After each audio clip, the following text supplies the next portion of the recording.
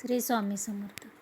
तर हे बघा, मी पोहे घेतलेत अर्धा किलो, त्याचा मी चिवडा बनवणार आहे. त्यासाठी लागणारे साहित्य म्हणजे हे कांदा, शेंगदाणे, हिरवी मिरची, कढीपत्ता आणि शेंगदाणे तळून घेतलेत, खोबरं, भाजकी डाळ, मीठ. तर तेल चांगलं गरम झालं आहे, खोबरं तळून घेऊ आपण.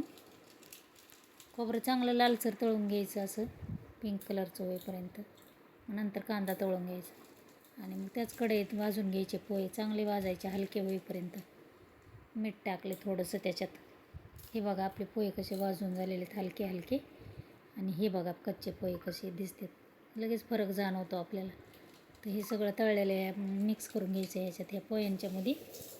आता त्याचा याला तडका, ह्याच्यासाठी मोहरी तडतड झाली की जिरे टाकायचे. जिरे टाकून झाले की मग कढीपत्ता आणि हिरवी मिरची टाकायची.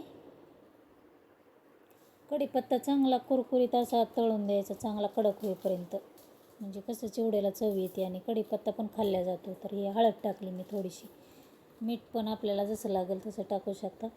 ही भाजकी डाळ ह्याच्यात टाकायची आणि चांगला म्हणजे कलर त्याला लागतो हळदीचा आणि चांगला चिवडा छान दिसतो आपला. तुम्हाला कसा वाटला चिवडा ते कमेंट करा.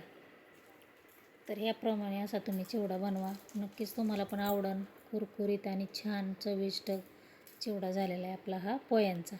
तर हे अर्धा किलो पोह्यांपासून बनवलेला चिवडा आहे. बाय.